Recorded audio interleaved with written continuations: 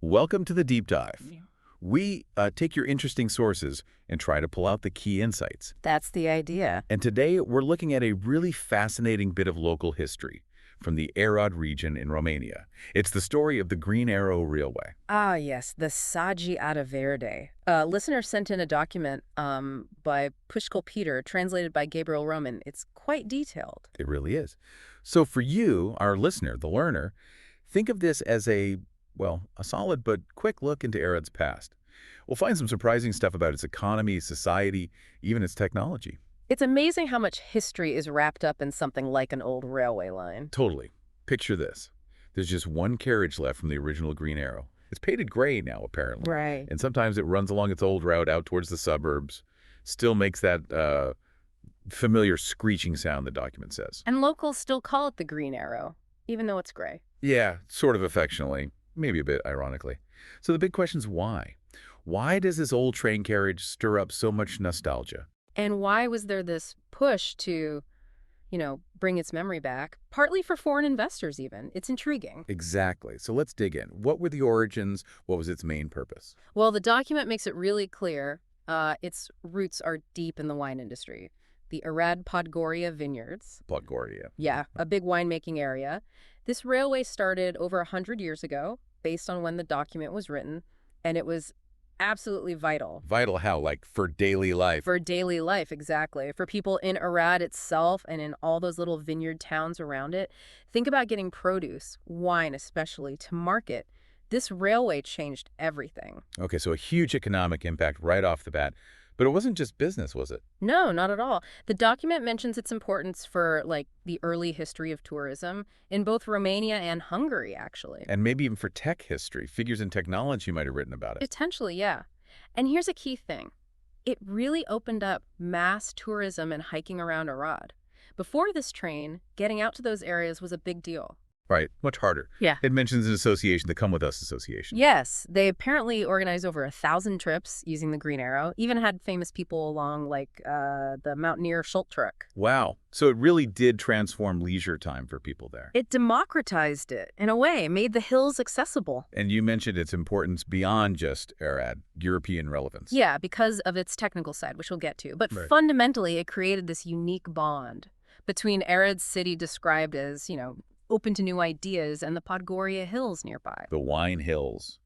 Noble wines of Minish, Muscatel of Pankota, the document quotes Krenner Miklos, and a source of fruit for the city markets. Exactly. So for 85 years, according to the document, there's this really tight interdependence, economic, social, even spiritual, between the city and its green lung, as they call it, all thanks to this train. The green lung, I like that. So it was a game changer. But what came before it? What was transport like then? Well, back in the late 19th century, think horse-drawn trams. That was the main thing in Krishana, Banat, Transylvania. Yeah. Except for Timisoara, which was a bit ahead. Arad had those two, horse trams. Yep. From the mid-1860s. So a much slower pace, obviously. Limited by, horses. Reliable maybe, but slow. Yeah. And by the late 1890s, Arad's growing, getting ready for millennium celebrations. Maybe the horse tram felt a bit old hat. Precisely. The mayor back then, Celeste Gula, seems like a key figure, apparently called the horse tram backward. Uh-huh. And he had an economic advisor, Luch Retzo, who was clearly thinking ahead. It was Luch's idea, actually, to build a proper railway out to Podgoria. Luch.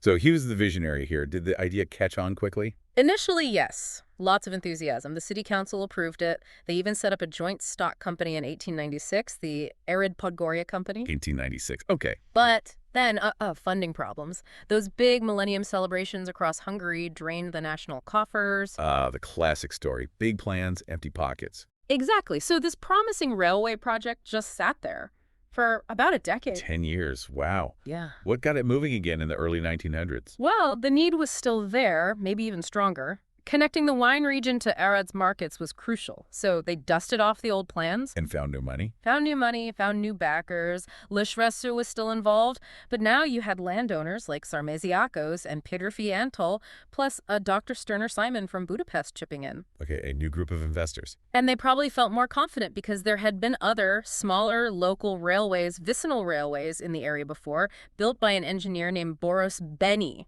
Those had worked out well. Right, building on past success. So they had the money, the support, Yep. What next? Getting approvals. Yep, working through the bureaucracy, getting the official nods, securing the majority shareholders, and they struck a deal with a Berlin railway contractor, George Hartwich. A German contractor. Interesting. All this led to the formal setup of the Arad-Podgoria Railway Joint Stock Company, October 4th, 1905, and Lech Shreza was put in charge. He seems to have been a really big deal in Arad's economy before the unification with Romania after World War I. It's great how you can trace these things back to specific people and their drive. So 1905, the company's formed. Did construction start quickly? Amazingly quickly, yeah. Yeah. The contractor, Henning and Hartwich, apparently worked fast and accurately. The first trip, the maiden voyage, was November 10th, 1906. What's them a year later? That's impressive. And it opened to the public just 3 weeks after that, November 30th. Huge excitement, apparently. I bet. Where did it actually run from? The station in Arad? The main station for the Girak line was in Boros Beni Square, that's Podgoria Square today. Nice building, too, secession style with the dome, waiting rooms, covered platforms. Sounds quite elegant. And the lines went where? From there, narrow-gauge tracks went out to Girak. Then the line split, one branch north to Pankota, another south to Radna. Altogether, about 58 kilometers of track, running alongside the main road. Running right next to the road. You could probably race the train. Huh, maybe. Though the document does mention some, let's say, early performance issues. Funny stories, actually. Oh, like what? Apparently in the very beginning, the first rail cars weren't quite powerful enough for some hills. So passengers sometimes had to, well, get out and push. No way. Get out and push the train. That's what the early press reported. Gives you a sense of the pioneering days, doesn't it? Definitely. But I assume they sorted that out? Oh, yes.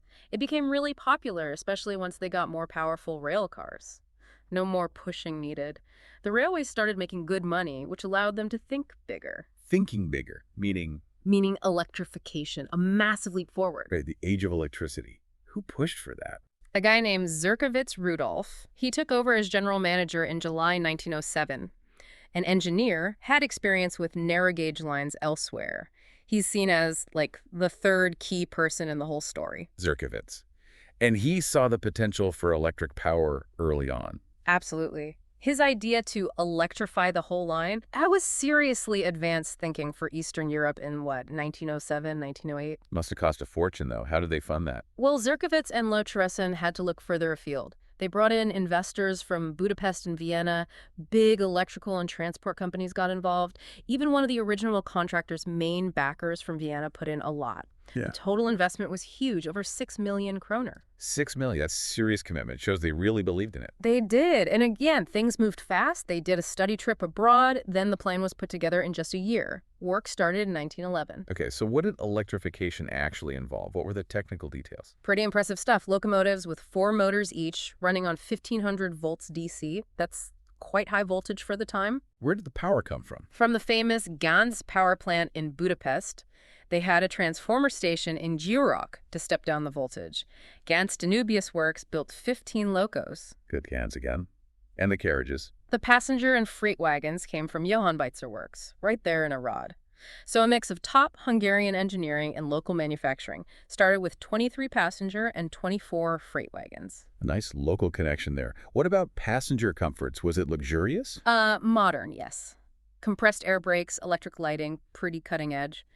But maybe not luxurious. Carriages had first, second, third class sections, but still wooden benches, and heating was from, old-fashioned stoves in the winter. A mix of old and new then. And the stations, the tracks. Stations got upgrades, covered platforms, and here's another interesting tech bit.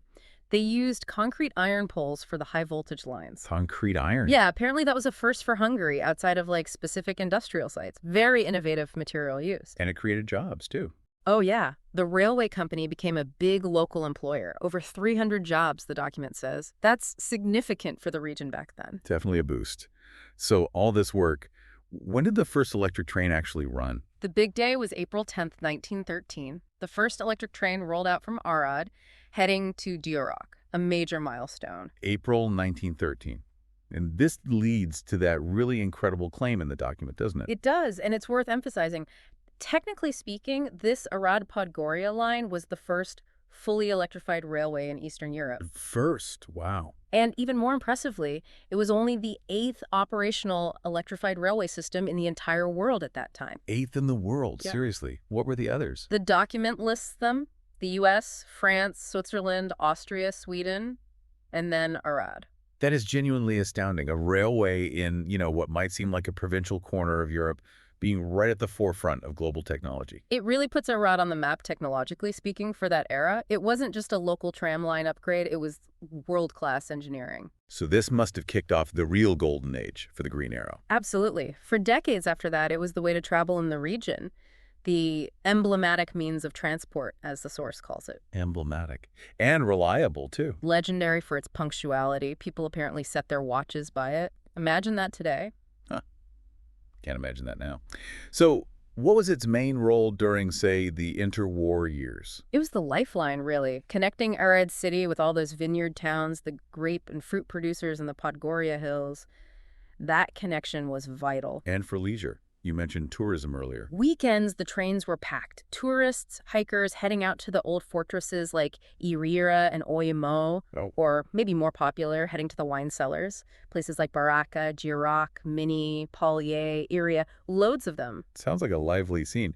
The document paints a picture, doesn't it? It really does. Sunday evenings, the trains coming back to Arad, filled with locals, a sense of gaiety, maybe some wine fumes, it says delicately. Haha. A bit merry on the way home. Yeah, a real community feel.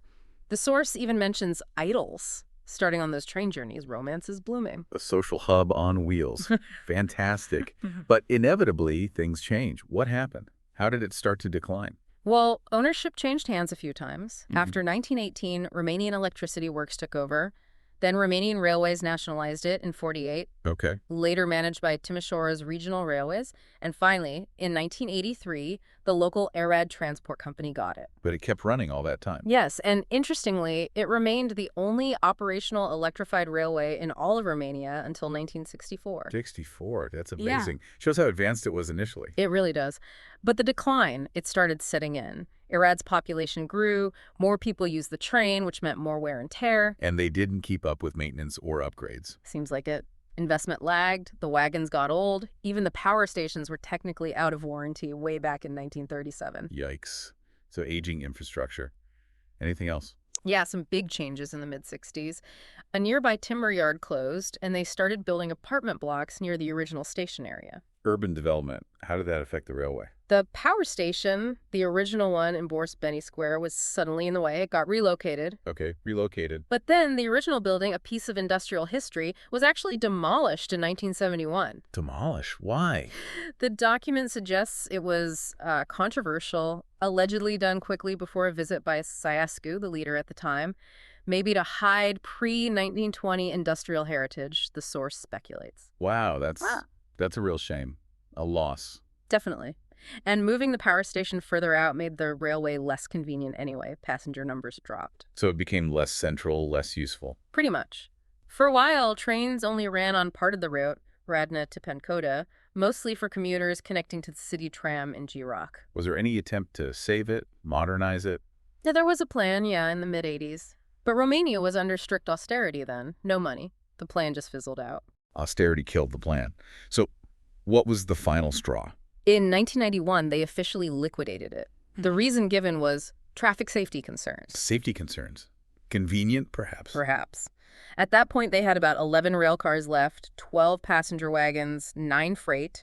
Most just ended up rotting away at the Gheorghe depot. Such a sad end for a pioneer. But the story doesn't quite end there, does it? People didn't just accept it. No, there was definitely local resistance. People kept pushing for it to be renovated, brought back. And eventually? Eventually, yes. In 1995, restoration work started, and guess where? At the Astra Works in Arad, the same place that built the first wagons. Oh, that's fantastic. Full circle. Yeah. They used old documents from the Budapest Museum of Technology and Transport to get it right. They managed to restore 1 rail car and 1 wagon. And that's the gray, nostalgic Green Arrow we talked about at the start. That's the one. Used now as a tourist attraction running on the city tram lines sometimes. So a piece of it lives on. What about the rest of the infrastructure? Anything left? You can still see some things. Those distinctive concrete iron poles are apparently still standing in places, and several of the old station buildings are still there, though some are now bars or cafes. Little reminders of the past. And there's a museum now, too. Yes, a proper museum opened in Girak in 2006 for the centenary. It showcases the whole history, reconditioned carriages, photos, equipment, charts. A tribute to the Green Arrow. A fitting tribute. It connects people back to that era, doesn't it? That quieter, more peaceful and hopeful life the document mentions. Exactly. It taps into that nostalgia for a different time. Okay, so let's pull this all together. What are the main takeaways from this deep dive into the Green Arrow? Well, we've seen its whole life cycle, haven't we? From being this absolutely vital transport link, powering the economy, shaping society, Right. to becoming this cherished symbol of local history, of nostalgia, and the technology. We can't forget that. Definitely not. One of the very first electric railways in the world. That's the standout fact for me. Eighth in the world. In Arad. It just shows how important it was technologically. And it highlights that deep, deep connection it had with the region, economic, social, cultural for, what, 85 years? 85 years, it really Yeah. shaped the place. And that fact about being eighth globally, Yeah. just incredible. It really is. It makes you think how everyday things like infrastructure, a train line, how they can get so wrapped up in a community's identity, its collective memory. What things today, what innovations might become our green arrows in the future? That's a great question to end on. What current tech or systems will people look back on with that kind of fondness or historical significance? Yeah, Makes you wonder about the green arrows maybe taking shape right now in our own communities. something to think about. Definitely. Well, thanks for taking this deep dive with us today.